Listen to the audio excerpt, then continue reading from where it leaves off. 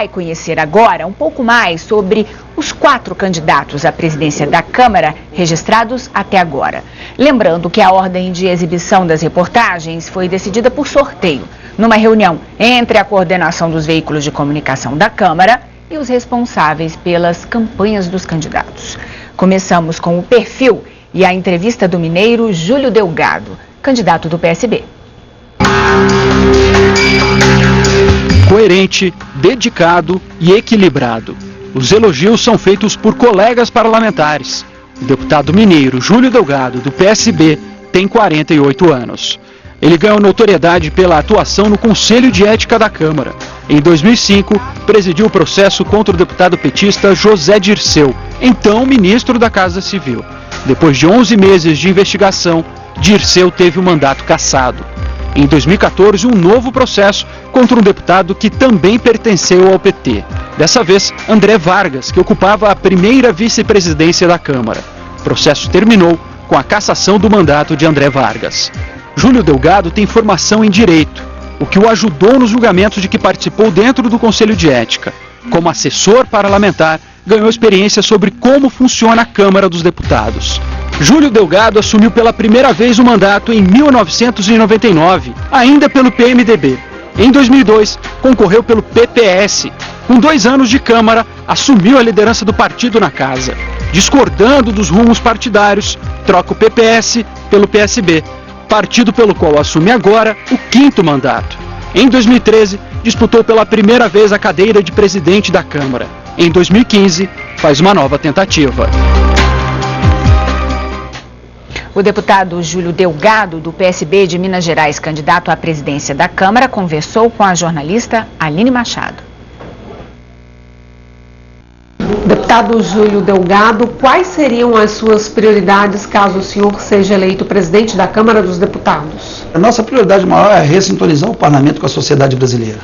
Fazer com que o parlamento esteja voltado com os reais interesses da sociedade, votarmos matéria de cunho legislativo, né, fazer com que os deputados justifiquem a sua presença aqui, né, abrir a transparência para que os deputados possam estar decidindo o que vai ser votado e não uma pauta que seja estabelecida por 4, 5 deputados.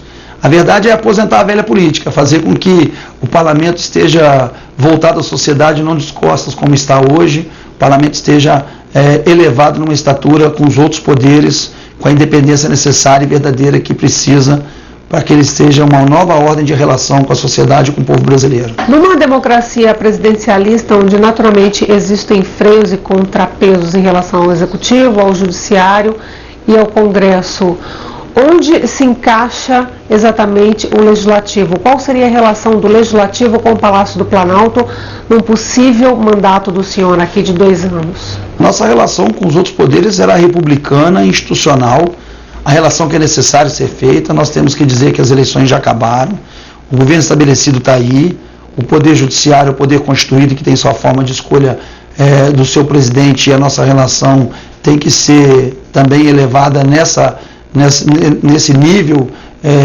de conversa e de estatura de poderes. O parlamento não pode estar subjugado aos outros poderes e distante da sociedade. O legislativo é aquele que melhor representa o povo brasileiro. Depois que escolhe a presidente, ela escolhe os seus assessores, seus auxiliares, ministros. O judiciário também tem sua forma de funcionamento e o parlamento não. O parlamento é aquele que traz o sentimento do povo brasileiro, através da escolha do eleitor, do seu deputado, no município e no estado. Ele traz para cá as demandas que ele quer discutir. E as pessoas têm que saber que salário mínimo, aumento de impostos, ajustes, reformas, são votadas aqui e muitas vezes depois o eleitor reclama. Nós tivemos em junho de 2013 uma grande manifestação e as pessoas usavam placas dizendo o seguinte: você não me representa. É importante que esses deputados novos que chegam, por exemplo, que representam 43%, a maior renovação nos últimos 16 anos, estejam trazendo das ruas esse sentimento de mudança que foi expresso aqui no parlamento. E se nós não mudarmos as nossas práticas, nós que fomos reeleitos seremos mudados, assim como esses novos também. Eles, mais do que nunca, sintetizam e sintonizam com a sociedade esse desejo de mudança da postura do parlamento, de estar numa estatura volto a dizer, do mesmo nível com os outros poderes, mas acima de tudo representando, virado a sua face para o povo, para a sintonia com a sociedade brasileira e aquilo que ela espera nas suas mais diversas representações aqui na casa.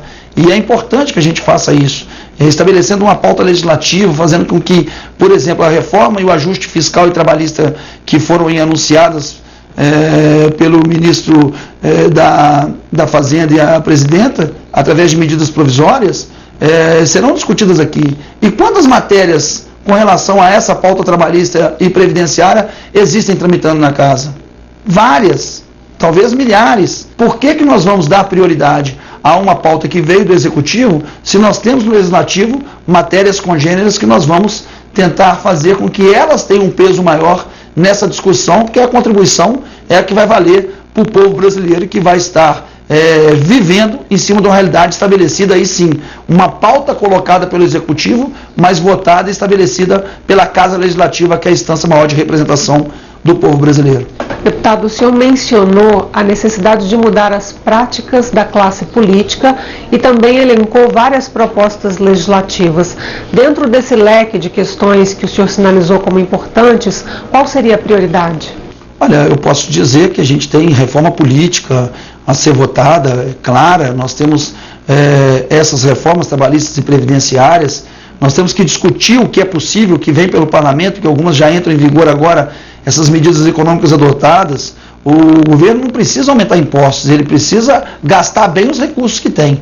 Aumentando impostos onera cada vez mais a sociedade. E essas propostas não deixarão de ser votadas pelo parlamento.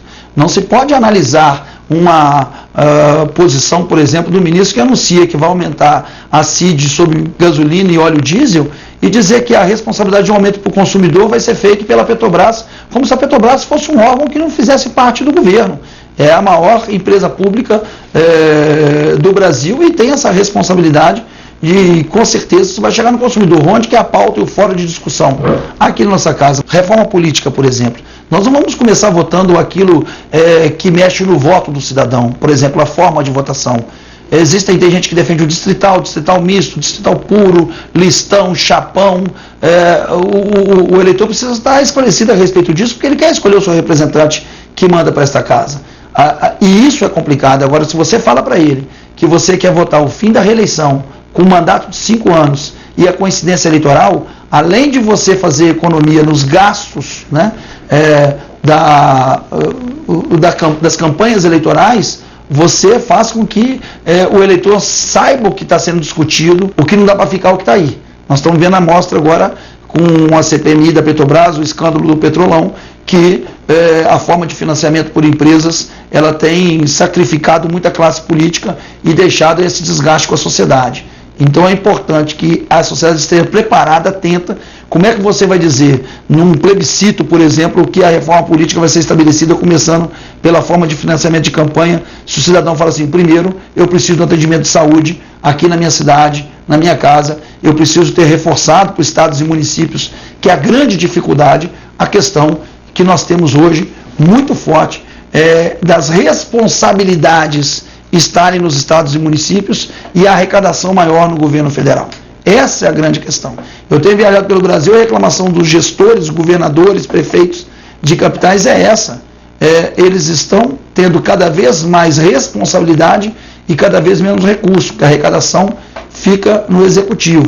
Então, a discussão do orçamento impositivo, um novo pacto federativo, serão pautas claras nossas no início de 2015 para que a gente possa voltar a atender aonde está o cidadão. Os congressos, os parlamentos modernos em todo o mundo enfrentam desafios em relação à avaliação.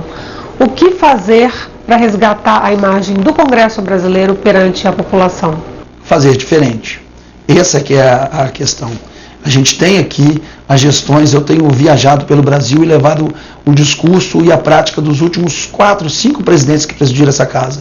As propostas são sempre as mesmas, a postura e a conduta depois na gestão da presidência da Câmara, que é o órgão maior de representação do povo brasileiro, porque o Senado representa os estados, a federação, a Câmara representa o povo, a Casa Legislativa. E com essas práticas o parlamento continua sendo desgastado e isso não deixa de acontecer em alguns países do mundo, mas o respeito ao parlamento em outros países é maior. A nossa casa precisa se respeitar, o parlamento precisa se respeitar e ser respeitado por todo o Brasil. Para isso, as práticas têm que mudar. E é importante, para concluir essa pergunta sua, dizer o seguinte: eu, quando sou avaliado pelo meu eleitor, e qualquer deputado assim é, ele é bem avaliado. Né? Ele é bem avaliado individualmente.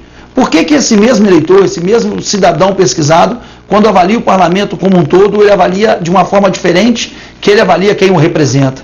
É importante a gente voltar a ter essa sintonia, e eu acho que isso se faz mudando a postura que o parlamento tem, fazendo uma gestão transparente, diferente das que acontecem aí, que vem em épocas de eleição de presidência da Câmara com as mesmas propostas, reiterando as mesmas coisas, e que para quem já está aqui é velho, e para quem está chegando pode parecer que é novo, mas daqui a 2 anos verá que são sempre as mesmas coisas que são colocadas, além de a gente tentar fazer com que o parlamento esteja, acima de tudo, aberto à sociedade, mas com a participação de todos os deputados, da vez e voz a todos os parlamentares. Para a gente finalizar a nossa conversa, por que o senhor entende que é o melhor candidato à presidência da Câmara dos Deputados? Primeiro, para acabar com a mesmice, com o comodismo, com a prática do tomar lá da cá, do quanto pior, melhor, que o parlamento se apresenta perante a sociedade brasileira.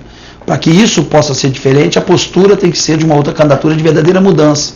E isso a gente tem colocado para os deputados nessas visitas. Nós não podemos desistir do parlamento brasileiro. E essa é uma função clara. A nossa prioridade será, começando pautas, votar pautas que interessam ao povo. Nós estamos prontos.